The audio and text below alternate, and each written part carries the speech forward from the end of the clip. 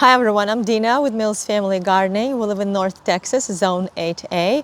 It's hard to believe that the year is almost over. And in this video, we'll be talking about what we can plant by seed indoors or transplant outside throughout the month of December. The temperatures are cooling down significantly, so we cannot start seeds outdoors because the soil is too cold for those seeds to germinate. But there are still several kinds of seeds that we can start indoors in December. And all those seeds are leafy greens. So if we start those seeds in December, then we have a month or a few weeks before we can transplant them outside in January. I will also mention at what temperature those seedlings or plants need to be covered, because if it gets too cold for them at certain temperatures, those plants, even established plants, will certainly freeze and die. So what can we start by seed indoors? Lettuce, kale, and Swiss chard. And those plants and their seedlings will have to be covered if outdoor temperature goes below 15 degrees Fahrenheit. The next one is spinach, and spinach is more cold hardy. It would have to be covered if the temperature goes below 5 degrees Fahrenheit. We can also start by seed indoors mustard greens, and they would have to be covered when the temperature goes below 25 degrees Fahrenheit. Collard greens can be started by seed indoors this month also, and if you transplant them outside in January, that would have to be covered if the temperature goes below 20 degrees Fahrenheit. Now there's a new to me plant that I have not grown yet, and it's called Clotonia. It's supposed to be very cold hardy. Here in North Texas, you would not have to cover it at all during our winters because it is cold hardy down to negative 22 degrees Fahrenheit. So you can give that plant a try. And also Asian greens are very cold tolerant, so you can start their seeds indoors now also.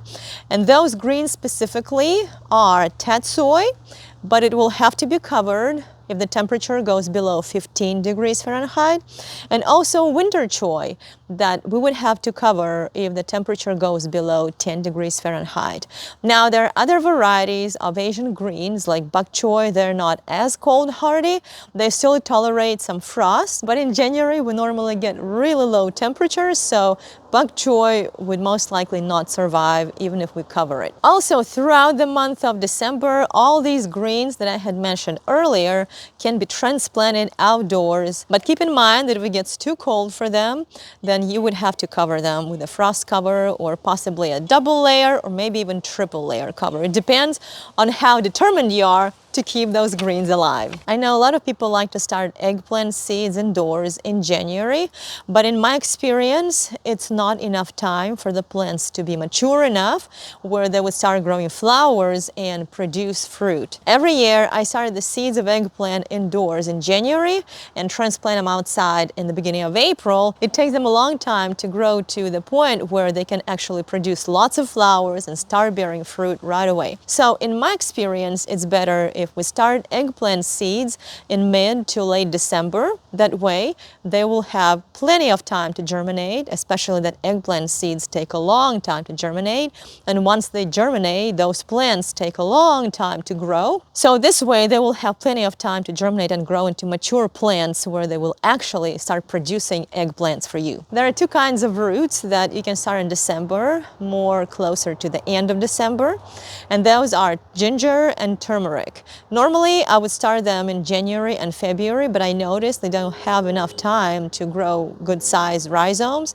So last year, we actually started ours in December, and we made full-length videos on how we did that, and we had a really good result with that timing. So I would definitely plant ginger and turmeric in late December. And I would keep them indoors under a grow light until they're ready to be hardened off in the beginning of April, and then transplanted into the ground late April or beginning of May. Throughout the whole month of December, we can plant straight into the ground spring blooming bulbs like tulips. It's better to buy tulips pre-chilled because we don't have enough time to chill them. It requires several weeks to chill them.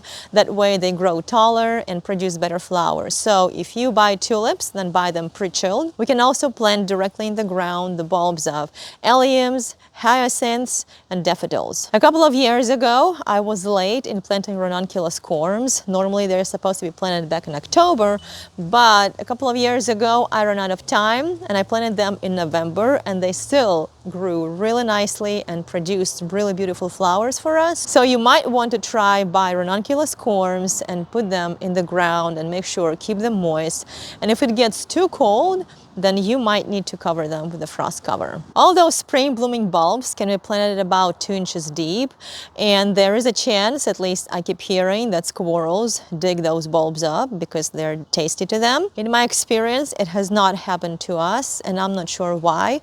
I wonder if it's because we have a bird feeder and some of the feed falls to the ground and squirrels eat that, so that might be enough food for them to keep them away from trying to dig up those bulbs. The same thing happened with our peaches. Our peach tree was loaded with fruit this year, and yet squirrels did not touch those peaches, probably because all that bird feed is enough for them to stay full. Now let's talk about flowers that we can transplant outdoors throughout the month of December.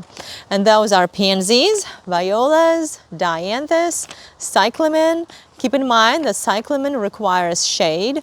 I planted cyclamen 1 year in this in-ground bed, and of course, when it was in full sun, it died. And the other ones are Dusty Miller, wallflower, ornamental kale, and cabbage. I have not grown wallflower in my garden yet, but last winter we went to the Fort Worth Botanical Garden, and they had their garden beds filled with those wallflowers. They were mostly yellow colored, but I did some research online, and it turns out there are all kinds of colors of wallflowers. So if you find their starts, you might want to try to plant them in your garden. I actually have some seeds of various colors of wallflower, and I'm hoping to start them in August of this coming year. Let's talk about what other garden jobs we can do throughout the month of December. It's important to keep watering, fertilizing your root vegetables or your herbs like dill, cilantro, and parsley, and especially root vegetables because when they stay dry and sit in dry ground, and sometimes our weather can get warm in December,